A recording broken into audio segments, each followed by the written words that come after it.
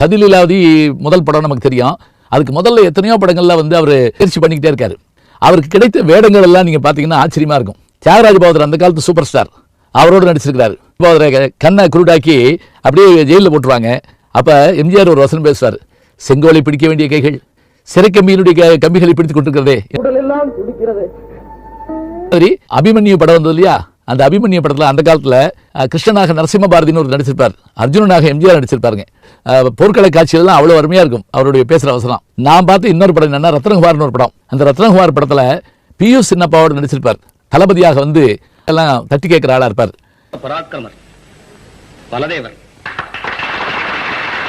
இதே மாதிரி ஒரு காட்சி, ரெண்டு காட்சி, மூணு காட்சி எப்படி வந்தவர் தாங்க. மருதநாட்டு இளவரசி வருகிற போது அவர் நடிச்ச அந்த படம் ஓடின ஓட்டம் விஎன் ஜெனி அவர்கள் தான் அதில் துணைவர் நடிச்சிருப்பாங்க.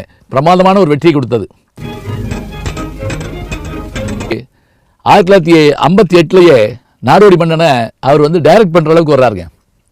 அப்ப எத்தனை அறிவு இருக்கணும்னு பாருங்க. மக்களில் ஒருவர்தான் நீங்கள். ஏழைகள் இந்த நாட்டை ஆள வேண்டும் என்கிறோம் நாங்கள். அது எப்படி முடியும்?